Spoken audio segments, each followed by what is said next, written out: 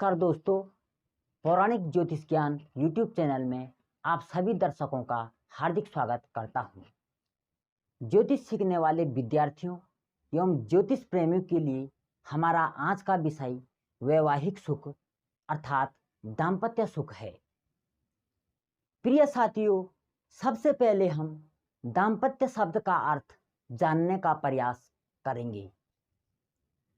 दाम्पत्य से अभिप्राय यह है जो स्त्री और पुरुष दोनों को एक बंधन में बांधकर एक करता है, यह बंधन विवाह कहलाता है। साथ ही विवाह के बाद का जीवन दाम्पत्य जीवन कहलाता है। दंपति यानी जोड़ा, स्त्री और पुरुष का जोड़ा, जिसे एक धार्मिक, पारिवारिक, सामाजिक, नैतिक, कानूनी मान्यताओं, रीति रिवाजों के आधार पर स्वीकृति प्रदान की जाती है। विवाह के उपरांत स्त्री और पुरुष पति पत्नी बनकर जिस जीवन का निर्वाह करते हैं वह दाम्पत्य कहलाता है।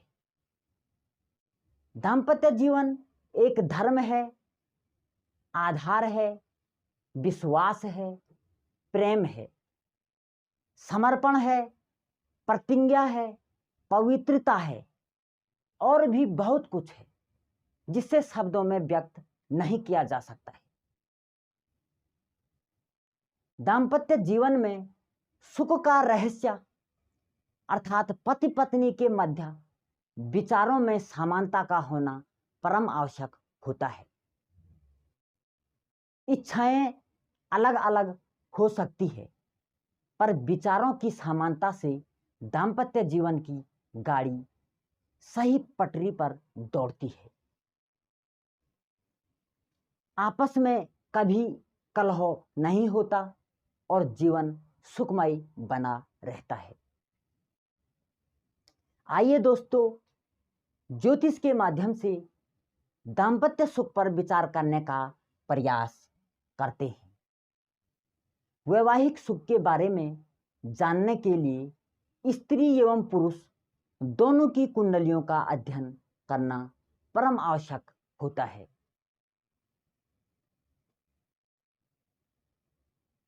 साथियों, जन्म कुंडली में 7वां भाव वैवाहिक सुख से संबंधित भाव होता है। इस भाव को काम और भोग का स्थान कहा गया है। जन्म कुंडली का यह 7वां भाव काम वासना का उद्भव स्थान होता है। इस भाव को पति पत्नी का स्थान भी कहते हैं। इस भाव के कारक ग्रह पुरुष के लिए शुक्र और स्त्री के लिए गुरु होते हैं। किसी भी जन्म कुंडली में शुक्र प्रेम, मोहब्बत और रोमांस का कारक ग्रह माना जाता है। इस अमूल्य जीवन में आनंद एवं भोग का कारक ग्रह शुक्र ही होता है। शुक्र के बगैर सारी दुनिया फीकी पड़ जाती है। इस जीवन चक्र में शुक्र अनेक कलाओं के मालिक हैं। शुक्र ग्रह जिस पर मेहरबान होता है उसके पास कुछ न कुछ कला अवश्य होती है। शुक्र कला के अधीन है। इस जीवन में वैवाहिक सुख, दाम्पत्य सुख अर्थात गृहस्थ सुख शुक्र के अलावा कोई भी ग्रह नहीं दे सकता है। कुल मिलाकर जिसकी कुंडली में शुक्र ग्रह स्वराशि, उच्च राशि या मित्र राशि का होता है उसे वैवाहिक सुख, दाम्पत्य सुख अवश्य मिलना चाहिए। प्रिय साथियों, अच्छे वैवाहिक सुख के लिए, अच्छे दाम्पत्य सुख के लिए सर्वप्रथम जन्म कुंडली में सम राशि होनी चाहिए। जैसे 2, 4, 6, 8, 10 और 12। अगर सम राशि सप्तम भाव में है तो यह दाम्पत्य जीवन के लिए एक अच्छी स्थिति कही जा सकती है। इसके विपरीत अगर सप्तम भाव में विषम राशि है तो विषम राशि शुभ ग्रह की होनी चाहिए। जैसे 3, 7 और 9। 3 बुध, शुक्र और गुरु की राशि हो जाती है। यह भी एक अच्छी स्थिति बन सकती है। इसके अलावा अगर सप्तम भाव में किसी पाप या क्रूर ग्रह की विषम राशि है तो उस राशि के स्वामी पर किसी शुभ ग्रह जैसे पुष्ट चंद्रमा, बुध, गुरु एवं शुक्र में से किसी भी ग्रह की दृष्टि होनी चाहिए। ऐसी स्थिति में भी दाम्पत्य सुख काफी हद तक अच्छा हो जाता है। साथियों, हमारा नेक्स्ट एवं महत्वपूर्ण तथ्य, सप्तम भाव पाप एवं क्रूर ग्रहों के प्रभाव से मुक्त होना चाहिए। अगर सप्तम भाव में पाप एवं क्रूर ग्रहों का प्रभाव कम से कम है तो यह स्थिति भी दाम्पत्य सुख के लिए एक अच्छी बात हो जाती है।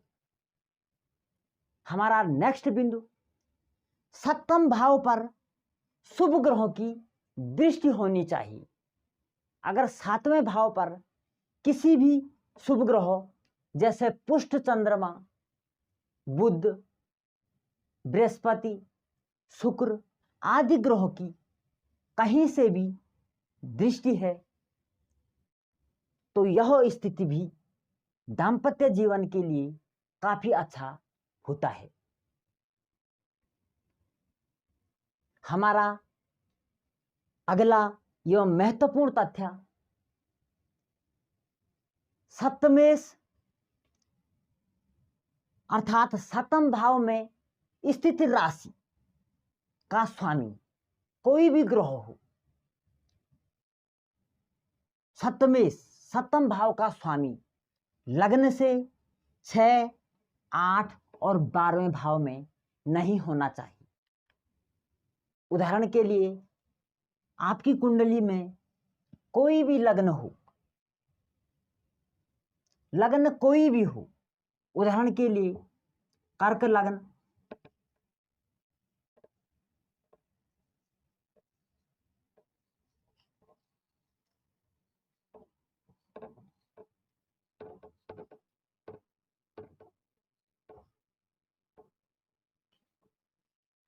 यहां पर उदाहरण कुंडली में कर्क लग्न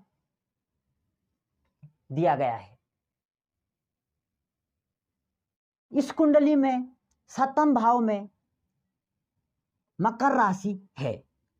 मकर राशि का स्वामी शनि होता है। तो अच्छे वैवाहिक सुख के लिए, अच्छे दाम्पत्य जीवन के लिए सप्तम भाव का स्वामी शनि लग्न से 6, 8 और 12वें भाव में नहीं होना चाहिए। अगर किसी जातक का की कुंडली में सप्तम भाव का स्वामी 6, 8 और 12वें भाव में है तो यह स्थिति दाम्पत्य जीवन के लिए अच्छी नहीं मानी जाती है।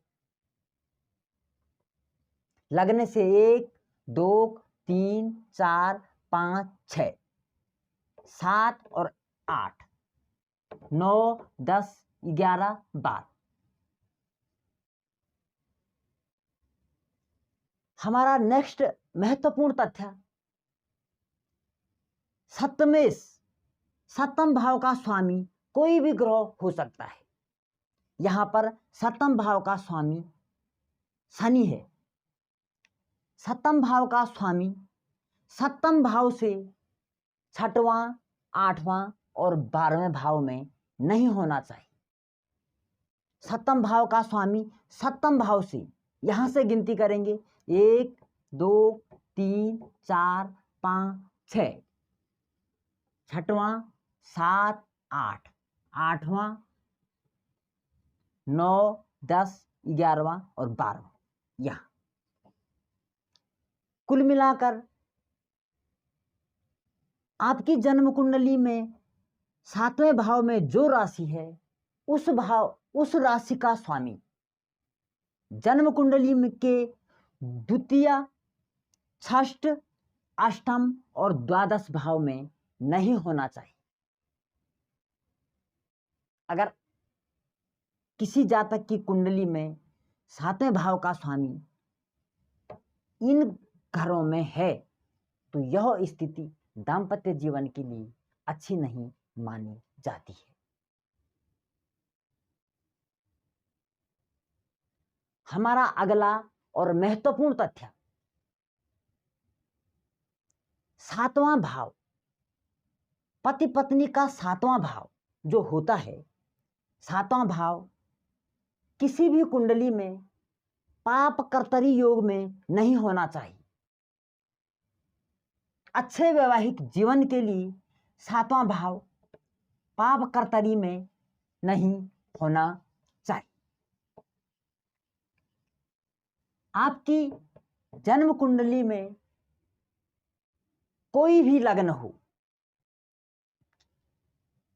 माना कि काल पुरुष की कुंडली ही सही, 1, 2, 3, 4, 5, 6, 7, 8, 9, 10, 11 और 12।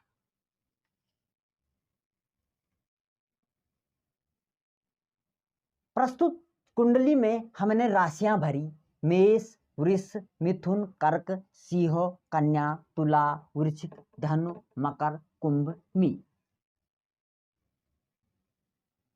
इस कुंडली में सप्तम भाव जो है वो पाप कर्तरी में नहीं होना चाहिए। अर्थात सप्तम भाव से अगला भाव और सप्तम भाव से पिछले भाव में कोई भी पाप ग्रह नहीं होना चाहिए। जैसे शनि और राहु। अगर किसी भी जातक की कुंडली में 7वें भाव के अगले भाव और पिछले भाव में कोई पाप ग्रह है दोनों तरफ, तो सप्तम भाव पीड़ित हो जाता है। ऐसी स्थिति दाम्पत्य जीवन के लिए अच्छी नहीं मानी जाती है।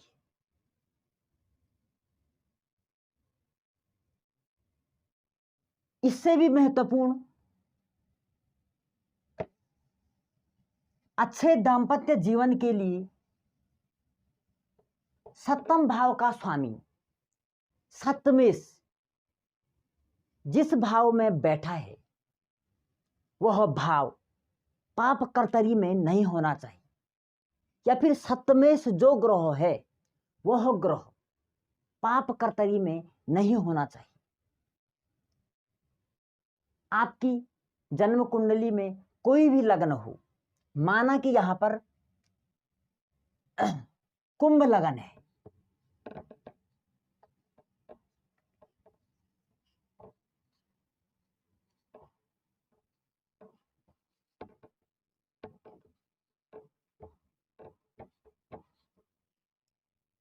इस जन्म कुंडली में 7वें भाव में सिंह राशि हुई। सिंह राशि का स्वामी सूर्य होता है। माना कि सिंह राशि का स्वामी सूर्य, जिसे हम सप्तमेश कहते हैं, सूर्य 10वें भाव में है। 7वें भाव का स्वामी सूर्य 10वें भाव में है, तो 10वां भाव पाप कर्तरी में नहीं होना चाहिए। अर्थात 10वें भाव का अगला भाव या पिछला भाव, ये 2 भाव पाप ग्रहों से पीड़ित नहीं होने चाहिए।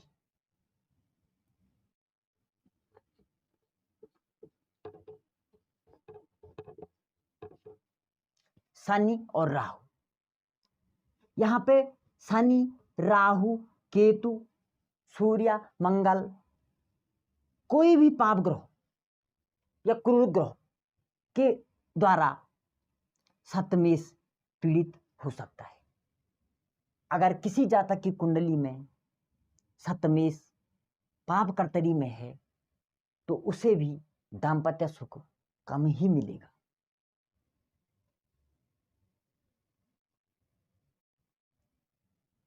अगर सप्तमेश पाप कर्तरी में है और 7वें भाव कारक ग्रह शुक्र की स्थिति भी अच्छी नहीं है, तो ऐसी स्थिति में दाम्पत्य सुख के लिए बहुत दिक्कत होती है।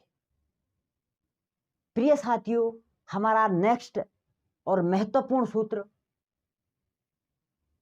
अच्छे दाम्पत्य जीवन के लिए किसी भी जन्म कुंडली में लग्नेश और सप्तमेश का द्विद्वादश संबंध नहीं होना चाहिए। आपकी जन्म कुंडली में कोई भी लगन हो, उदाहरण के लिए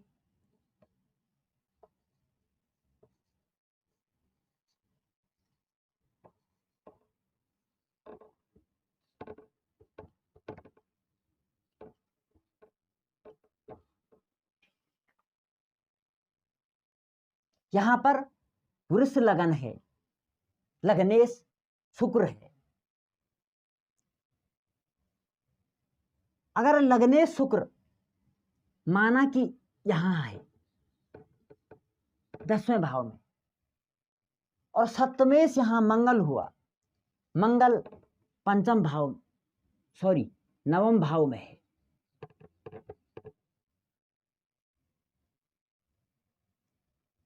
तो मंगल से शुक्र 1 2 और शुक्र से मंगल 1 2 3 4 5 6 7 8 9 10 11 12, तो लग्नेश और सप्तमेश का द्विद्वादश योग संबंध बनता है। अगर किसी जातक की कुंडली में ऐसा योग किसी भी भाव में है तो यह स्थिति भी दाम्पत्य जीवन के लिए अच्छी नहीं मानी जाती है।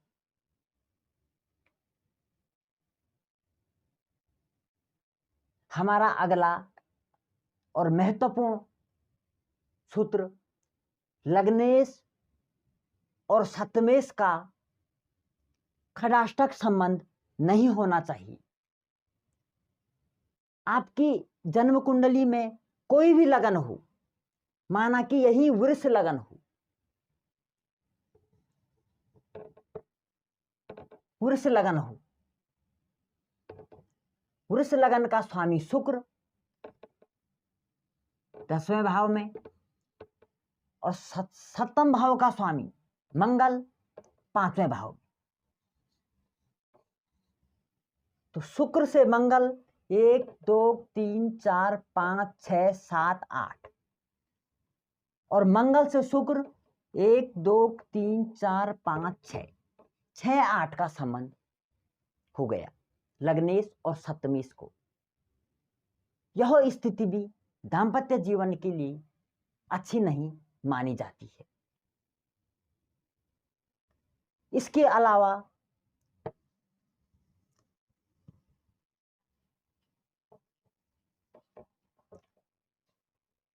अगर किसी भी जन्म कुंडली में शनि पंचमेश और नवमेश होकर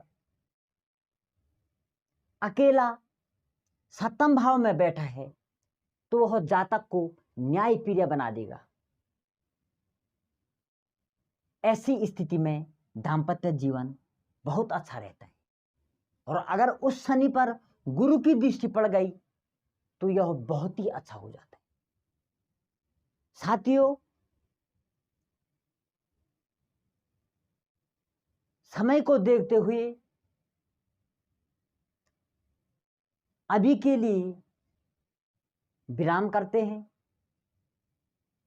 इसी दाम्पत्य जीवन पर कुछ महत्वपूर्ण अन्य तथ्य अगली वीडियो में बताने का प्रयास करूंगा। धन्यवाद।